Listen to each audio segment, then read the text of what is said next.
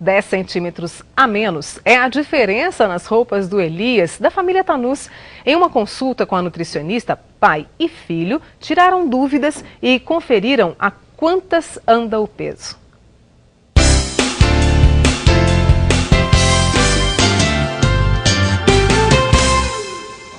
A hora da verdade.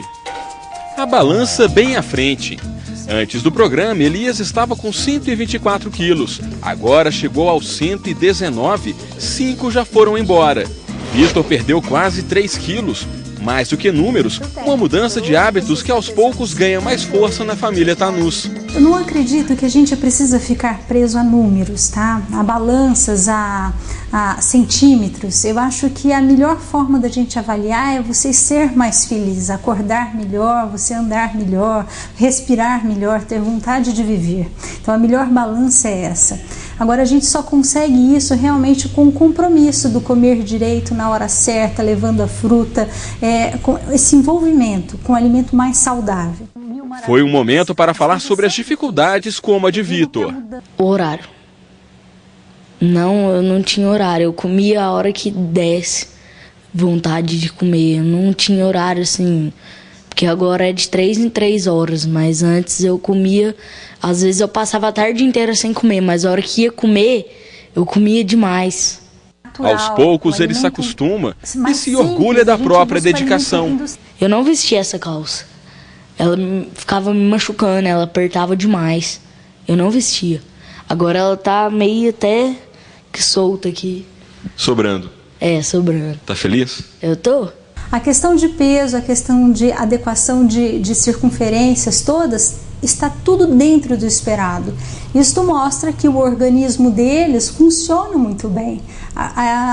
Só que antigamente não estava sendo respeitado, né? Então hoje, comendo direito, dormindo bem, o organismo está respondendo muito bem. E respondem bem porque abraçam o Emagreça com Saúde.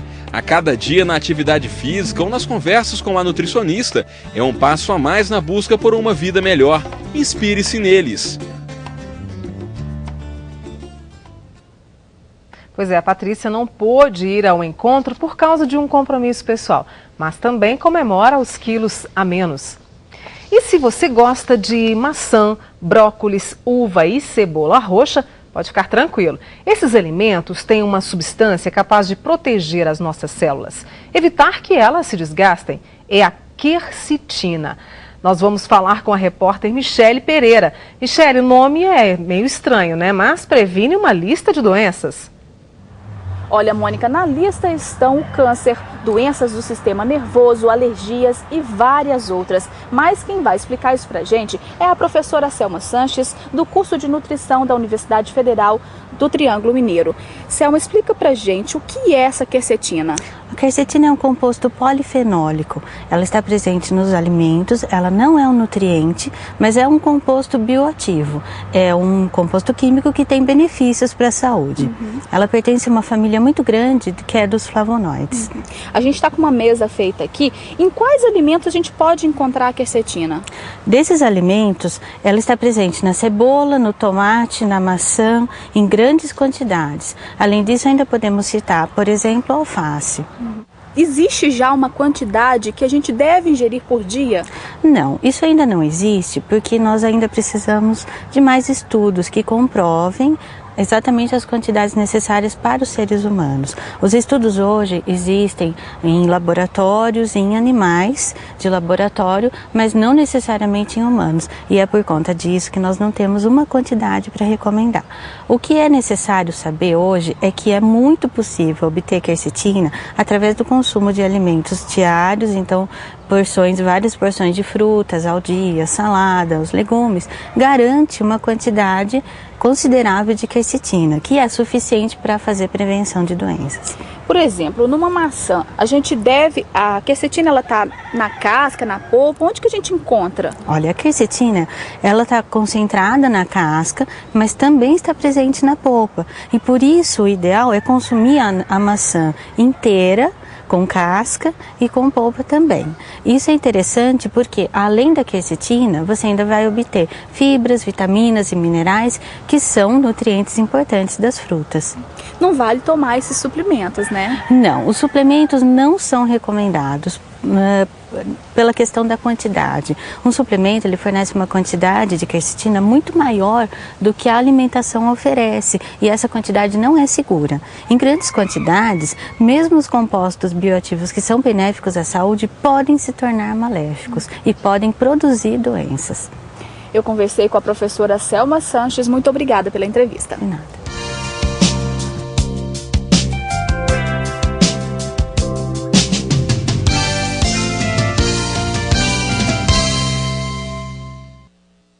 Um minuto e meio, tempo suficiente para baixar a tensão durante o trabalho.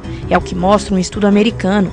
Os especialistas dizem que basta parar, respirar, fechar os olhos e imaginar um belo cenário. Segundo eles, tranquilizamos nossas ondas cerebrais e o coração desacelera. E o melhor, dá para fazer mais de uma vez por dia. Tente! Uma dúvida que também pode ser sua: alergia ao leite de vaca. A sugestão foi enviada pela Flaviane Vieira, mãe da Ana Laura, de 1 aninho. Ela está preocupada e por isso nós convidamos a nutricionista especialista em alergia alimentar, Luciana Carneiro. Bom, Luciana, os dados que a Flaviane nos mandou foram os seguintes: a Ana Laura tem 1 ano, ela ainda é amamentada no peito e ela descobriu que a menina é alérgica ao leite de vaca e também ao leite de soja. E aí ela está preocupada. Qual a sua recomendação nesse caso? Bom, minha recomendação nesse caso é descobrir primeiro o caso. Será que ela amamenta a criança como única forma de leite? Ou será que a criança também tem outras fontes de leite na alimentação dela? A indicação nesse caso seria a continuidade do aleitamento materno. Para isso, a mãe teria que fazer dieta, com exclusão do leite de vaca e com exclusão do leite de soja, ou dos produtos com esses derivados. E a criança, se ingerir produtos que tenham leite de vaca e de soja, também tem que ser feita exclusão. E nesse caso, por quanto tempo essa retirada se faz necessária? Após o diagnóstico, geralmente ficam 2 semanas com exclusão, faz-se o teste. No caso de confirmação da alergia, aí faz a exclusão por 6 meses, depois desencadeia. E aí, no caso, ela pode ficar livre dessa alergia ou não? Vai ser uma alergia que vai acompanhá-la para o resto da vida? Geralmente, a alergia do leite de vaca, soja, trigo, milho e ovo resolve na infância. Enquanto que a alergia de crustáceos, peixes, amendoim, geralmente perdura na vida adulta. E aí as pessoas precisam ficar atentas em relação a isso, não se alimentar disso, né, desse tipo de alimento. E no caso, quais são os sintomas da alergia ao leite de vaca? Como é que a mãe pode perceber isso? Tem 2 tipos de alergia alimentar. Tem ela IgE mediada, que quando os sintomas são rápidos, minutos, horas depois da ingestão do alimento. Nesse caso, a boquinha da criança fica inchadinha, com edema, a criança fica com vermelhidão na pele, a gente vê a criança com diarreia, com vômitos, e a pele dela bem alterada mesmo, com alergia, com edema, com inchaço. E no outro caso? Quando é não IgE mediada, a gente já tem diarreia, tem muito fezes com sangue, com muco, tem cólica do lactente intratável, a gente tem muita dor abdominal, são os principais sintomas. Diarreia, quase sempre acompanhada. E aí, nesse caso, percebeu esses sintomas, deve procurar um médico imediatamente, um especialista. Exatamente. O essencial é que a gente procure um gastro para estar fazendo de forma correta o diagnóstico. Depois o nutricionista para estar indicando alimentação, substituição, receitas. Porque se não houver essa substituição correta, pode trazer problemas para a criança? Que tipo de problemas? Com certeza. A exclusão realizada de qualquer forma, sem uma substituição correta, desencadeia deficiências nutricionais que podem acarretar, por exemplo, uma anemia ferropriva, ou que pode acarretar uma queda da quantidade de cálcio e a criança ficar quebrando muitos ossinhos. Tem uma alteração de nutrientes no corpo. E no caso, como é que pode ser a sua substituição correta? Porque, inclusive, tem algumas mães que imediatamente percebem que a criança tem alergia ao leite de vaca e substituem pelo leite de cabra. É muito comum isso? É muito comum, muito errado. O leite de vaca, ele não pode ser substituído de forma alguma por leite de cabra, porque a proteína é muito semelhante. Então você continua em 92% dos casos desenvolvendo uma alergia cruzada ao leite de cabra. Então não é indicado. E quais seriam os alimentos para substituir, para que essa criança tenha um desenvolvimento, principalmente porque exige muito, né, na fase de crescimento, o cálcio, por exemplo? Temos que ver cada tipo de alergia. Dependendo do tipo de alergia, o leite de soja pode ser indicado. Certo. E nesse caso, oferecendo um leite de soja enriquecido com cálcio, ele pode ser o substituto. Quando a alergia ela acontece ao leite de vaca e ao leite de soja, a criança vai ter que usar uma fórmula especial, que não contém nem leite de vaca e nem soja. Ela faz esse tratamento durante esse período e depois volta à alimentação normal. E quais são os outros alimentos que têm o leite escondido? A gente tem e as pessoas não conhecem, Luciana?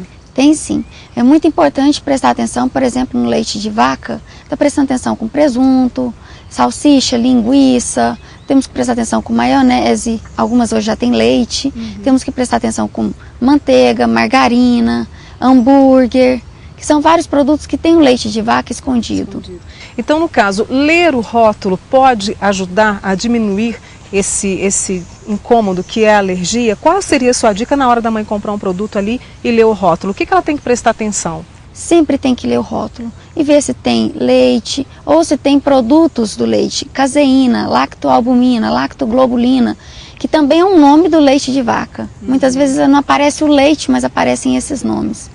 Então tem que estar atento a isso. Tem que estar atento, né? E existe uma diferença entre alergia e intolerância à lactose ou é a mesma coisa? Não, tem uma diferença muito grande. Na intolerância à lactose, você não tolera a lactose do leite, que é um carboidrato. E os principais sintomas são diarreia e distensão abdominal. O tratamento dietético é só reduzir a ingestão de lactose. Você tem melhora dos sintomas. Então pode usar uma manteiga, uma margarina, um requeijão no pão, pode usar um iogurte, um leite fermentado. O leite geralmente não é bem tolerado, mas ele pode ser substituído por um leite com baixo teor de lactose.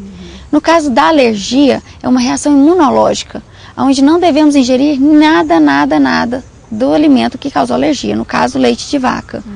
Então não deve ser ingerido manteiga, nem margarina, nem produtos de panificadora, mesmo que o padeiro fale que não vá leite de vaca, porque o local que fez está contaminado com leite.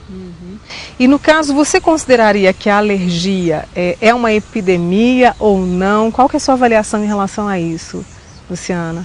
A alergia está sendo considerada uma doença do século. O que está acontecendo, de fato, é um aumento muito grande do número de casos. Até mesmo porque o diagnóstico está melhor.